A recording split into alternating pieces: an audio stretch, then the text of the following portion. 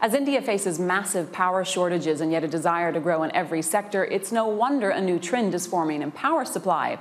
The Coal and Oil Group is one of a few companies building new merchant power plants, which are neither exclusively for businesses or municipalities. But I asked CEO Ahmed Buhari if he had the customers ready to take the power when the plant opens in 2012.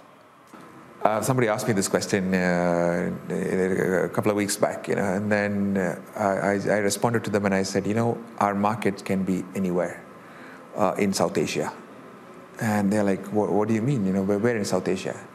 I said, our markets can be Sri Lanka, our market can be Bangladesh, our market is obviously India, our market can be Pakistan, and it can be anywhere in between. Is this a new concept? How unusual is it to build a power plant that's neither dedicated specifically for a municipality or a business? Well, the model in India is now changing, right? Traditionally, you had, sort of base load plants, which were built against a long-term PPA with the state government. But after the Electricity Act of 2003, the market has been opened up, and now you can basically sell openly in the market. So the open access has come in. So we can now sell to the state electricity boards, we can sell to captive customers, we can sell to small customers, and we can act as, peaking plants, merchant plant, whatnot. So wherever the demand is, we can basically supply there. So it's opened up the market entirely. Okay, do you have buyers for the power lined up? Yes, we've forward sold part of our power. We've sold almost 70%. We have a PPA with Tata Power. They will take anywhere from 500 to 700 megawatts from us. So this agreement was signed a couple of years back, and Tata Group has been one of our very long-standing partners.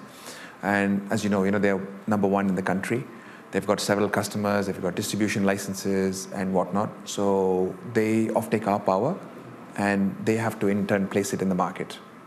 So besides the 60-70% that they take from us, the balance is with us, and we have to place the rest of that in the market. And have you? Not yet. We're waiting for good prices.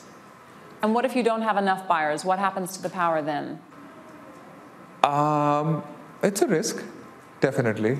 So high risk, high return, right? So that's part of the philosophy.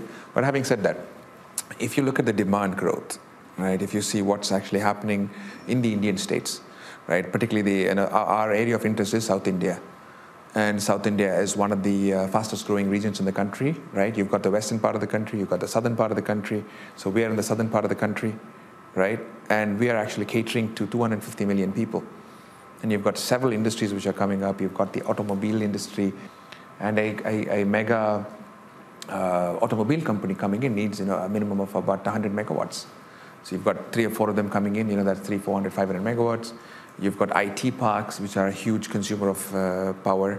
So there's been a lot of interest, from the market, from the state government, and we're discussing with several of them. And the other thing is we couldn't place the power too early on in the market because the customers didn't know whether we were going to come up or not. So, because they need stable power, and they'd rather tie up with the people who are actually coming. So we had to show the progress to them and say that, guys, we're ready and we're coming. So now that we're getting there, customers are showing a lot more interest. So I think in the course of the next year, we should be, selling most of the power. Is it attracting foreign investors? Yes, it is, very much so. Yeah. We've got several investors who are looking at it.